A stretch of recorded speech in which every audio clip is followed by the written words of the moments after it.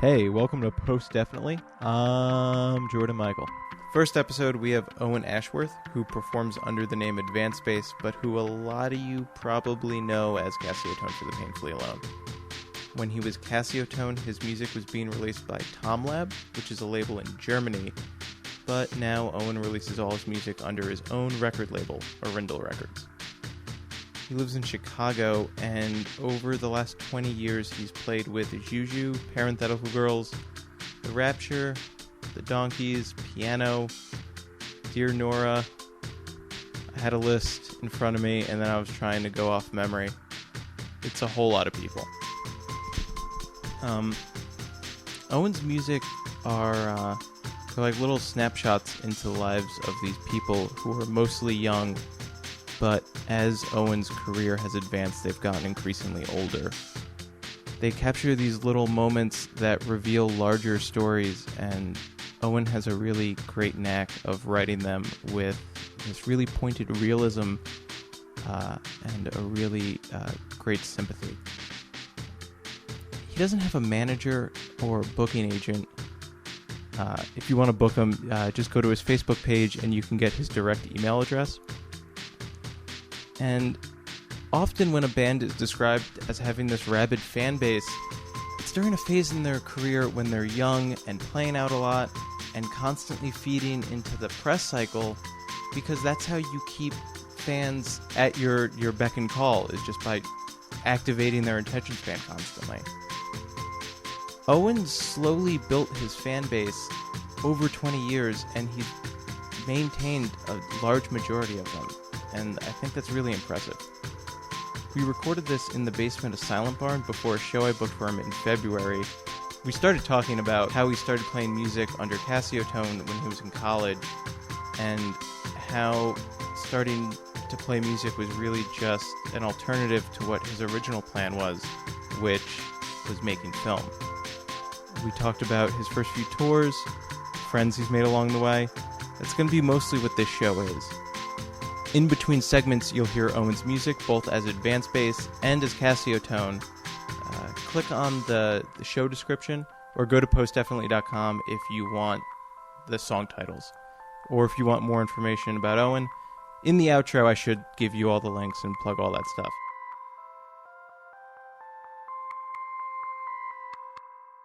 How do you run your record label? Do you do all the accounting? Yeah. My wife happens to really love doing spreadsheets. And is really good at that stuff. So she kind of taught me how to use, Excel and all that stuff. But yeah, I mean, it's just kind of gotten more professional and grown as it's needed to become more professional. It started off just releasing records for myself, and so all the math I could kind of just do in my head for the most part, or there wasn't a lot to figure out because it's coming out of my pocket and going back into my pocket, hopefully, fingers crossed. But yeah, once I started releasing music for, like Julie Byrne and other people, it got more complicated, and I had to actually, start keeping receipts and making spreadsheets and making sure that, Julie was getting paid what she was supposed to get paid and everything. So it's been a good learning experience. Definitely. I have a bit more appreciation. I feel like running this label, I have a kind of similar relationship to how I feel about kind of my own parents after I had kids, where I have a much better appreciation for my old label and the work they did. And Tomlab. Yeah, Tomlab is great. I feel like putting out my own records has kind of brought me closer to Tom in a certain way. Yeah. I really want to talk about Tomlab. Oh yeah, it's such an interesting label, isn't it? Tomlab from like 2006 to 2009 was, to me, that's like the climax of all music. Wow. Like all music lives in like the aftermath of that, like that No Kids record and the two records you put out. And that amazing Parenthetical Girls. Oh, yeah. Yeah, it was very exciting for me because Tom kept putting out my friends' records. And I would, recommend him stuff or play him stuff, and certain stuff would stick. And it felt great. I kind of felt like I got to help curate that label for a little while. And, but yeah, it was wonderful to have like Nick Hergovich's music coming out, his various projects, and couple Shoo records and their Deerhoof records, and God, now Tom has licensed some Mountain Goats records for Europe, and it was so exciting. This label that started as almost a strictly electronic label, like pretty esoteric, and like the Casiotone record was kind of the first more like pop stuff they did, and it kind of really felt like I got to kind of help form the direction of that label for a while, and it felt really awesome to be kind of so closely tied to the people running it. But Tom is still a real good friend. He's great. What's he doing now? He lives in Berlin.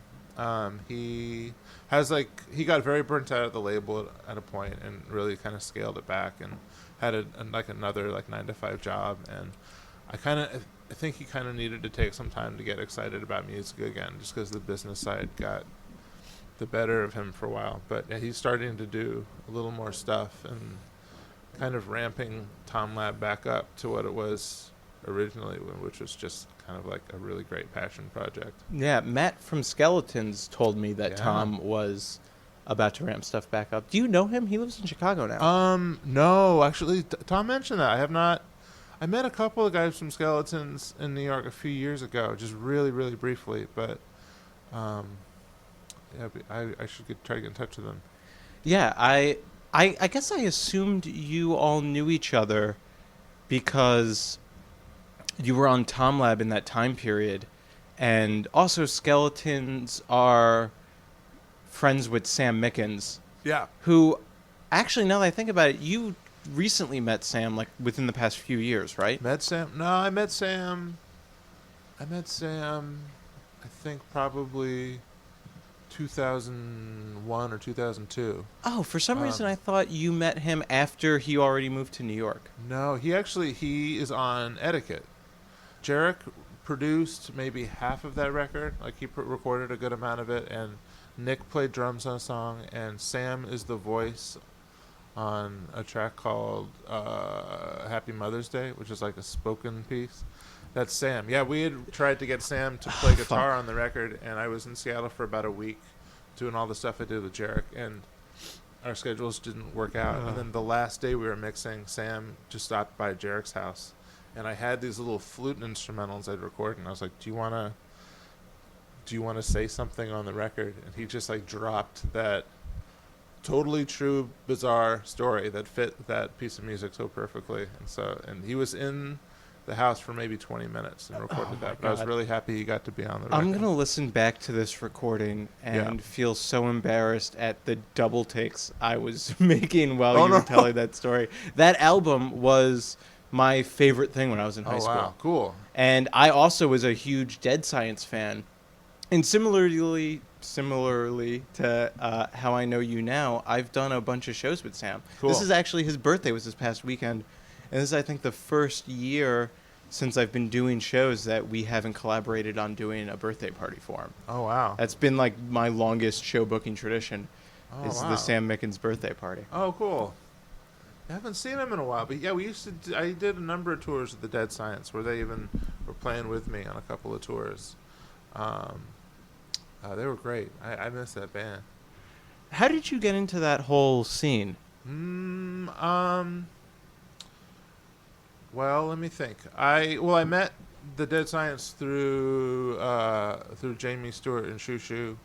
I met Jamie in Oakland shortly before I moved to Portland, and that must have been like 2000, 2001. And then Jamie would come up to Portland and play shows, and we would hang out.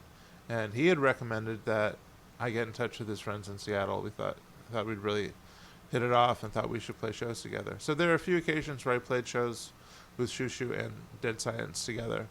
And I got along with those guys really well. And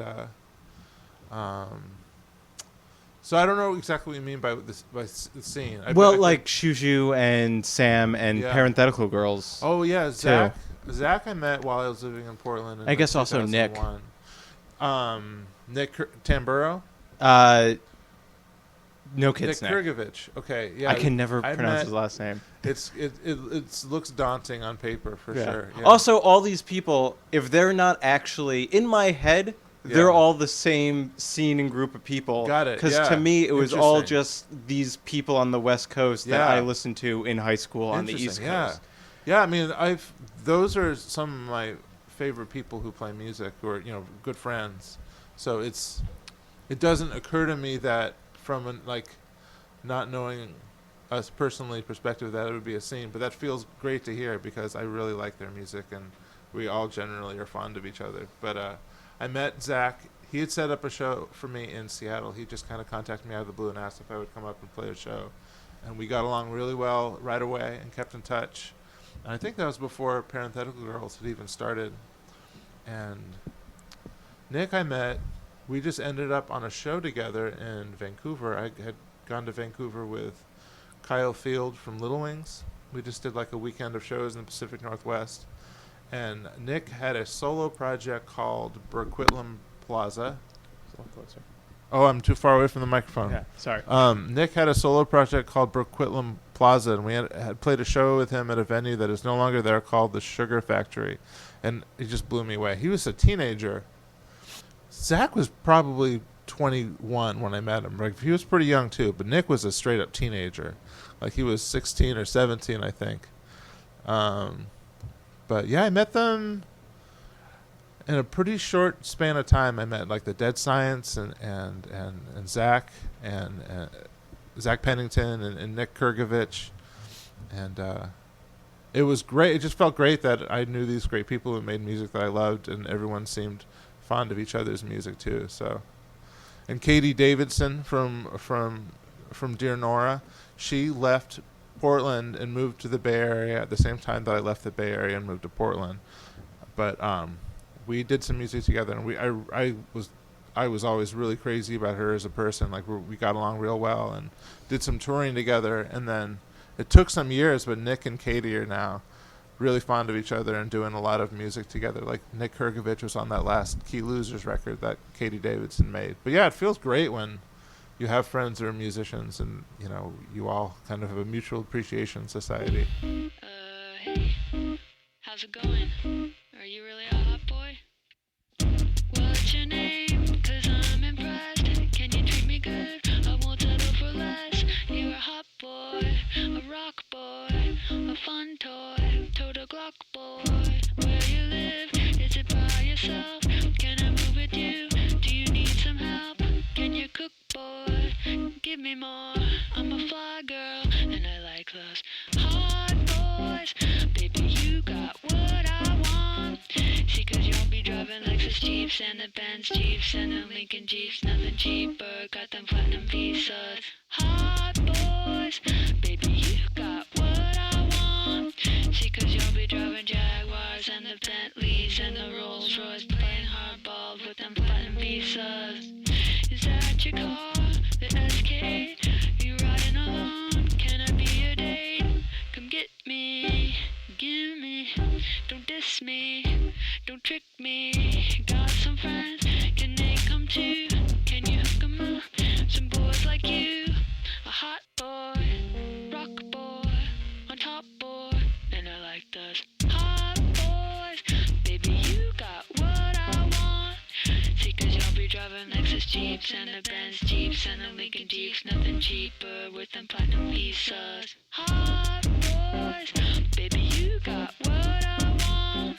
See, 'cause you'll be driving Jaguars and the Bentleys and the Rolls Royce, playing hardball with them platinum visa. I'ma dig in your pockets, dig in your wallets. Is that money I'm finding? Yeah, you got my heart pounding. You're a hot boy, drive a drop boy, with a lot boy, and you tote a Glock boy. Give me no reason, I know that you're treating those diamonds I needin', make you believe it. I want a lot boy, with a hot boy, got a fun toy, and you tote a Glock boy. Hot boy, baby, you got what I want. Won't you really come and satisfy me? I'll be loving you like endlessly. Hot boys, baby, you got what I want. Won't you really come and satisfy me? I'll be loving you like endlessly. Where the Lexus Jeeps and the Benz Jeeps and the Lincoln Jeeps and the Bentleys and the Jaguars and the fly cars.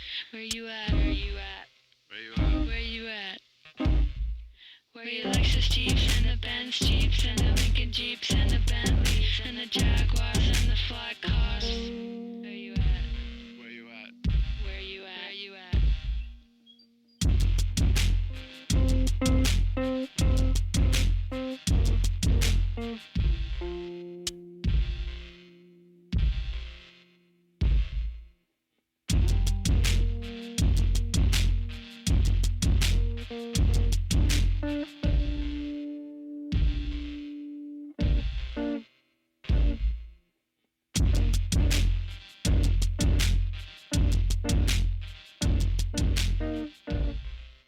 Yeah, we recorded that in my parents' garage in, I guess, 2005, 2004. And then we recorded that and we went to have lunch.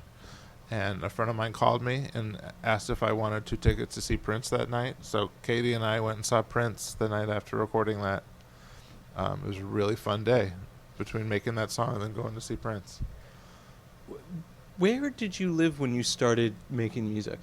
I'm from a suburb of San Francisco called Redwood City, which is like a port town, like halfway between San Francisco and San Jose, which has kind of been enveloped by the tech boom. I think it's really been kind of done over in recent years. But I haven't been back there in a long time. I moved to San Francisco for college, and when I was in college is when I started like writing songs that I would actually record and play for people, and that was like the first Casiotone show. So that was end of 2007. 2000. No, I'm sorry. That's a decade later. 1997. December of 97, I think, was the first time I played a Casiotone show. And then I lived in San Francisco and then Berkeley until 2001 is when I moved to Portland, Oregon, and then Seattle, and then back to the Bay Area. But I was kind of bouncing all over the West Coast and doing a lot of touring for about 9 years before I moved to Chicago in beginning of 2006. Who were the first people you started playing shows and touring with? The Rapture. I went to college with Luke and Vito and got along with those guys really well. And I rented a room in the giant house where they were living in the Mission in San Francisco. And I think the first time I played out-of-town shows, they took me down to like Southern California, and I did like a handful of shows. It was really fun and surreal experience. Like I was opening shows where they were playing with like the Locust and the Blackheart Procession and all of these like Tristeza, all these like real cool guy Southern California bands, and I felt absolutely like the odd man out on those shows. And I had a very defensive energy, I think, playing those shows because I would get heckled a lot, and I really enjoyed it. I think the Rapture really enjoyed hearing me have to like fight it, like battle an audience. What type of heckles would you get? Well, I just was playing these like little tiny keyboards and, through the Rapture's amps for the most part, and I would just play for like 20 minutes before they played. And I just got made fun of because it was like so unprofessional and so not cool or tough. And so I would just like give people shit as they were giving me shit, and sometimes just if I was really feeling like it wasn't working and people weren't listening, I would just play the same song over and over again for a set, and I just play one song like 3 times in a row. And it was fun, and that for years, like after the Rapture moved to New York, they would still have me along for little tours, and it was great. It was my first experiences playing in like theaters or to like bigger audiences and things like that. So I really appreciate that. So yeah, that was the first time. That was really my first taste of playing more than like one night in a row, where we were like down in Southern California for 4 or 5 days. And then I went to Portland and Seattle with a band called the Jim Yoshi Pileup, who are friends of mine from Oakland, and another band called Box Lightner, which is with a guy called Gabriel Mendel, who's later in a band called the Yellow Swans, and this woman named Cece Moss, and a guy named George Chen, who's still a good friend of mine, who's a stand-up comedian now in San Francisco. But they had a really weird band called Boxleitner, which is kind of like a noise band with like stuffed animals that were like members of the band. Like George would wear this teddy bear as like a costume and play drums. So the three of us went and played shows in the Pacific Northwest in 2000, and we played at Todd P's house in Portland, which is the first time I met him. And that was a really wonderful, nice long weekend. I met a lot of people in the Pacific Northwest who ended up becoming really good friends of mine when I moved there, the following year. Wow, you've known Todd for... I think you might be the person I know who has known Todd the longest. Oh, yeah? Yeah, he booked a venue called, I think 17 Nautical Miles is the name of the venue in Portland, which is a little before my time. I never got to play there, but he had a reputation as this booker. And the dude to talk to if you wanted shows, and he was nice enough to let us play it in his house, and but it was a few years before we were reunited, and I saw him again in Brooklyn.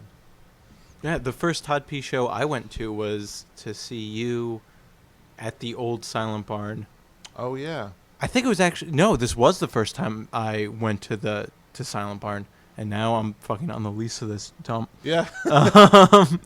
But it was, I forget who you were on tour with. Oh, you were on tour with No Kids, and you played with them at Maxwell's. The next night. With Katie Eastburn. I remember that show. It's the one time I got to play at Maxwell's, yeah.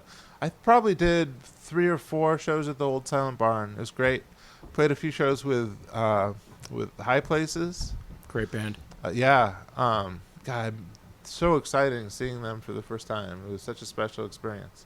And Pansiel from Boston. They were playing that CMJ show I went to there that you played. Oh, cool. Yeah. They're really great guys, and I like their music a lot. We did a lot of shows together back when I was touring all the time.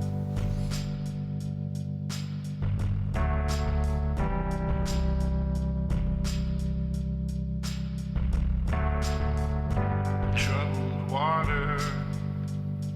I got 6 feet in my house.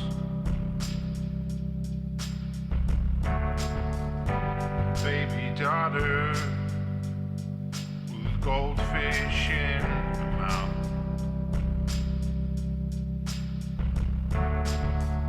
I got you a letter. You want a Christmas in Milwaukee? Well, I got trouble enough. I got trouble enough. Bells are ringing. I've been drinking all my cheer.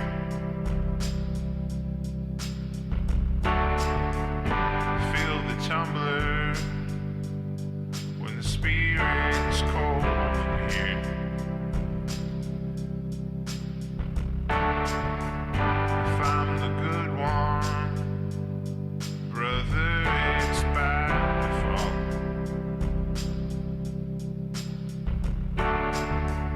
The folks in their graves have been doing somersaults. Well, I got trouble enough. I got trouble enough.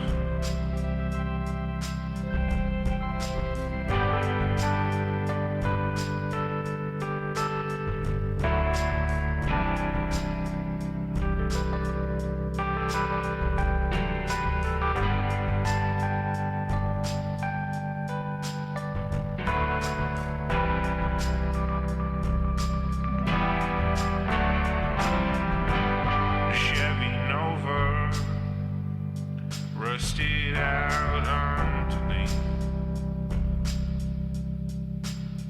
They broke the window, took the radio and wreath.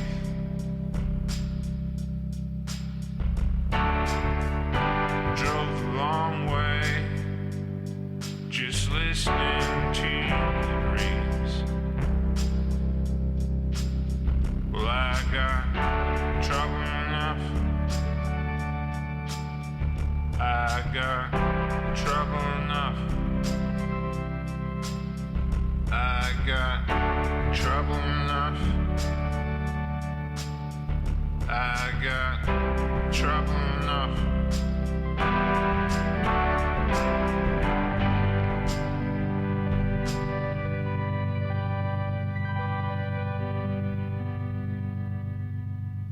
You've told me this before. I don't know if I've read this in an interview, but you mentioned to me that you went to college for filmmaking and Yes. dropped out, and the reason you started Casiotone is because you realized writing stories and playing them in music was much cheaper and more practical than making films on your own. Yeah. The film department in San Francisco State was pretty impacted, and it was really hard to get production classes. So I started taking more like creative writing classes and writing like poems and short stories that wouldn't get read by anyone outside of my class for the most part. But yeah, writing songs felt like I got a real charge from it because I could write something and, you know, go play a show and broadcast with a certain amount of immediacy whatever idea I had, and it felt really electric and exciting, and it felt like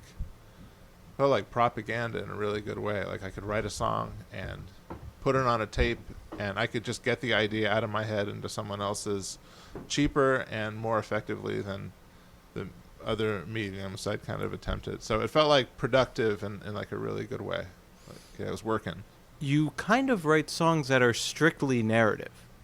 Pretty much. I've tried to write other kind of songs, and I don't know what it is, but that's kind of what kind of works for me. Yeah. I can think of very few other people that have written so many songs, and such a overwhelming percentage of them are narrative songs. Like the Mountain Goats, I guess. Oh yeah.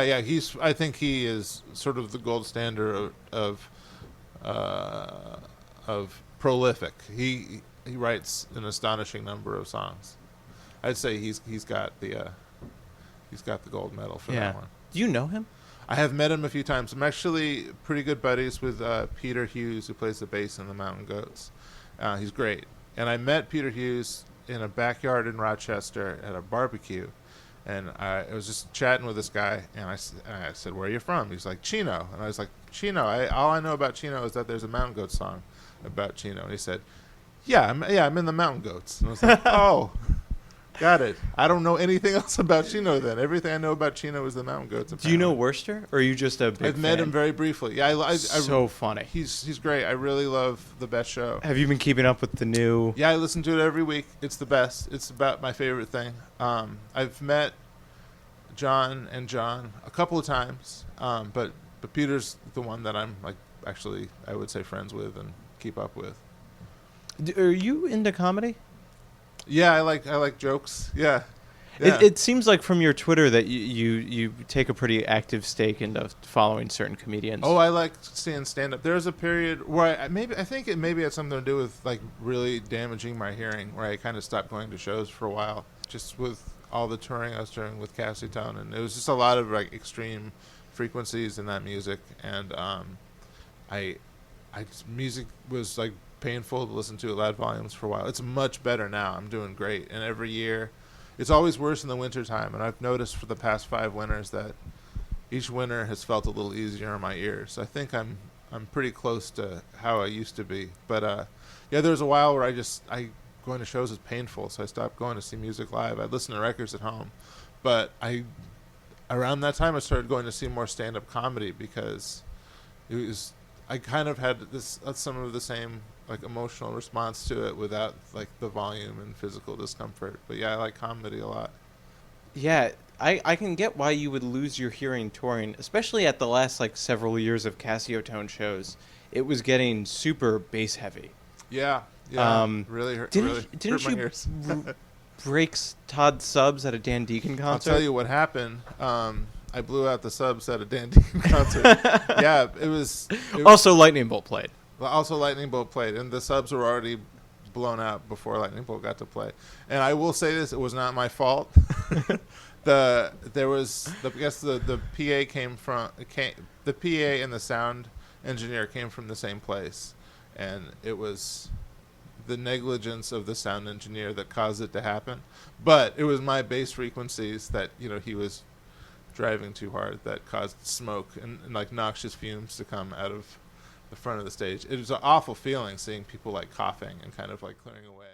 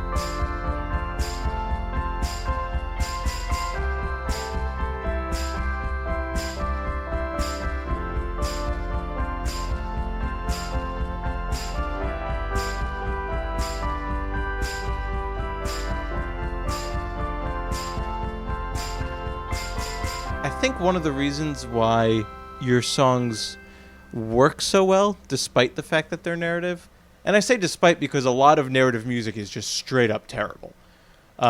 It's something that you need to know what you're doing in order for it to be good. And I think the reason why your stuff works is because even though you're only seeing a small glimpse into these characters' lives, the characters themselves are fully fleshed out.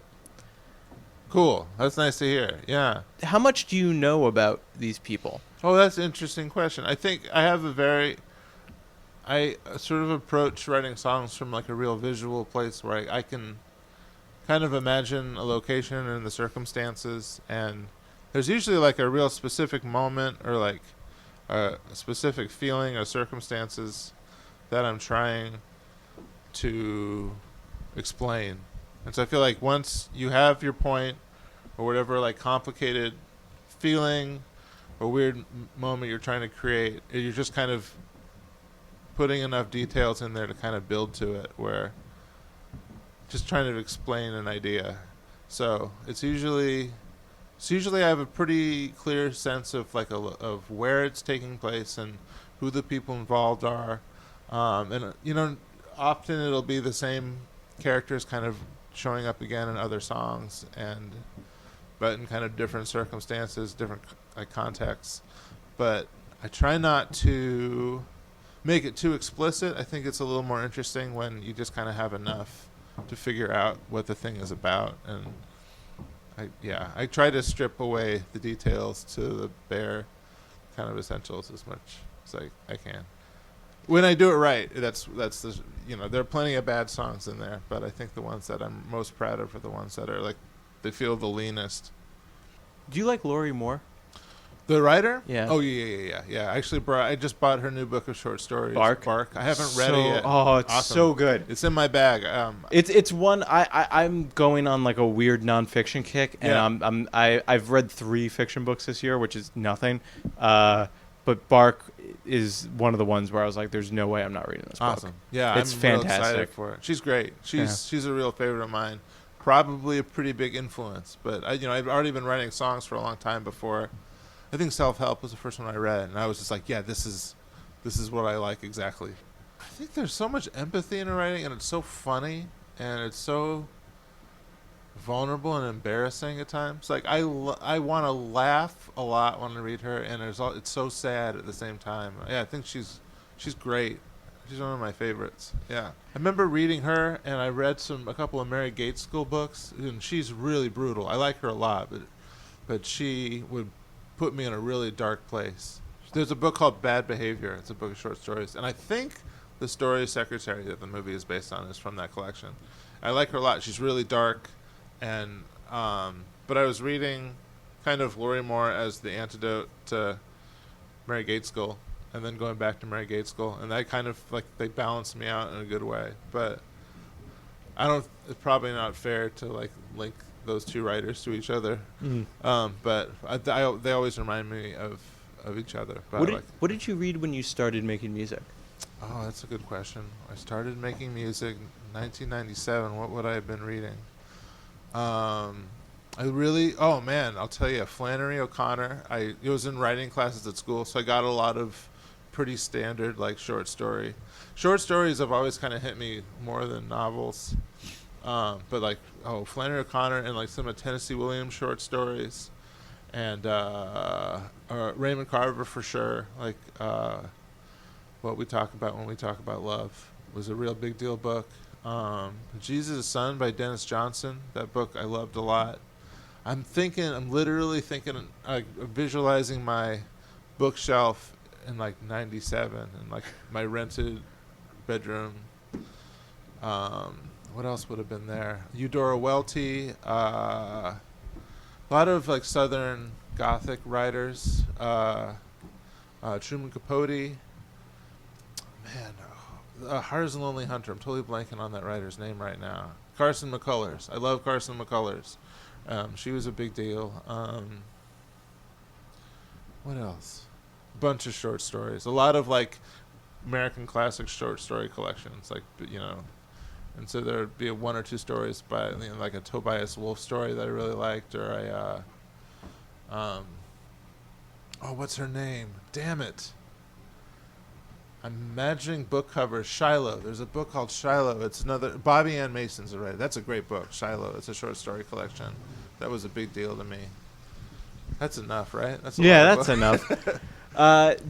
And movies too. I mean, I watched a lot of movies. Well, what I want to ask you next is, do you ever think about what your work would be like if you stuck to film? Oh, it would be undoubtedly awful, I think. Like, I don't think I would have made very good movies, so I think that I'm glad I ended up doing this instead. But, yeah, I don't know.